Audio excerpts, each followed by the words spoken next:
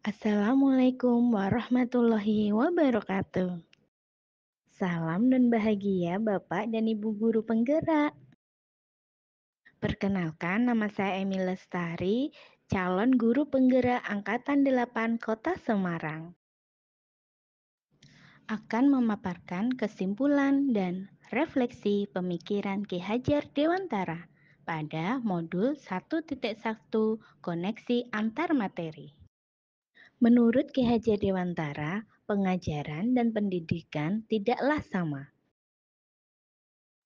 Pengajaran merupakan proses pendidikan dalam memberikan ilmu untuk kecakapan hidup anak secara lahir dan batin. Sedangkan pendidikan menurut Ki Hajar Dewantara adalah tuntunan di dalam hidup tumbuhnya anak-anak. Adapun maksudnya, pendidikan yaitu menuntun segala kekuatan kodrat yang ada pada anak-anak, baik kodrat alam dan kodrat zaman, agar mereka sebagai manusia dan sebagai anggota masyarakat dapatlah mencapai keselamatan dan kebahagiaan setinggi-tingginya.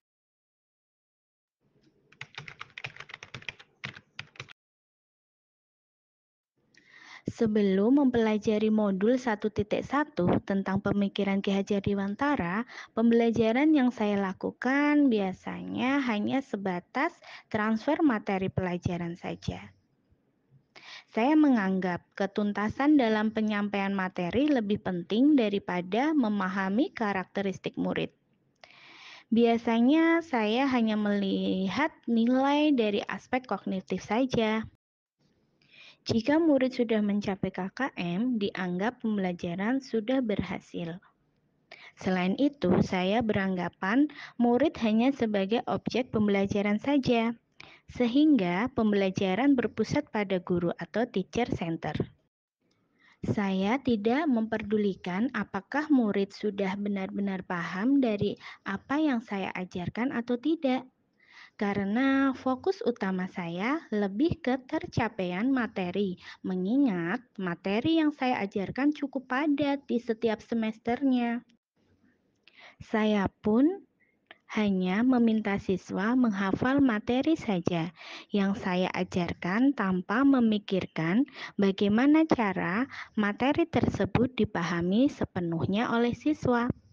Sehingga sering merasa gagal dan mengeluh jika banyak murid yang tidak tuntas setelah melakukan evaluasi yang saya berikan.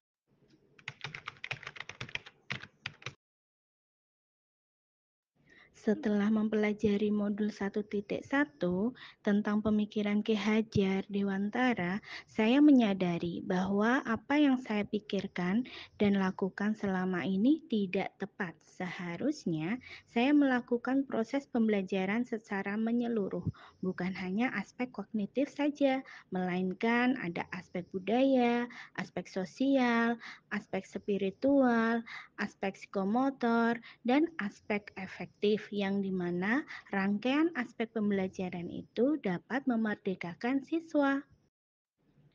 Murid bukan sebagai objek pembelajaran, melainkan subjek pembelajaran. Artinya, murid ini memiliki kebebasan berekspresi, mengemukakan pendapat, dan berkreasi sesuai dengan metode atau model pembelajaran dan media yang tepat sesuai dengan bakat dan minat murid tersebut.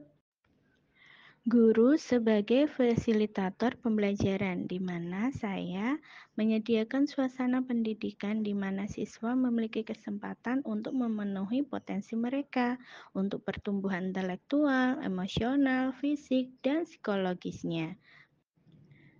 Seorang guru pun harus ikhlas penuh kesabaran dengan segala ketulusan hati agar terwujud pembelajaran yang menyenangkan dan berpusat pada murid.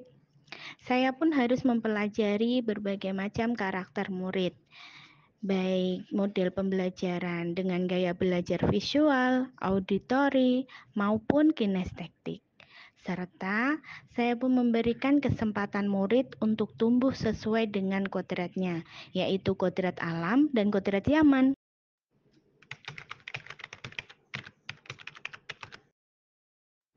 Penerapan yang dapat segera saya lakukan di kelas yaitu diantaranya merancang pembelajaran yang interaktif dan menyenangkan dengan melibatkan murid sesuai metode student center. Selanjutnya, saya akan menerapkan pembelajaran dengan abad 21 ini, yaitu berpikir kritis, kreatif, komunikatif, dan kolaboratif. Tentunya, semua itu mengarah pada konsep penting, di mana berpegang teguh memerdekakan anak, agar anak belajar dengan bahagia. Pembelajaran tidak lagi menuntut, melainkan menuntun, karena tugas guru yaitu memberikan bimbingan kepada siswanya, memotivasi, serta memberikan contoh perilaku yang baik, baik dari perbuatan maupun perkataan dengan baik dan sopan. Selanjutnya, saya harus mengenali karakter dan latar belakang murid dengan menjalin komunikasi yang baik. Semoga video ini menginspirasi dan bermanfaat untuk Bapak Ibu pejuang pendidikan. Salam dan bahagia Bapak Ibu guru penggerak. Wassalamualaikum warahmatullahi wabarakatuh.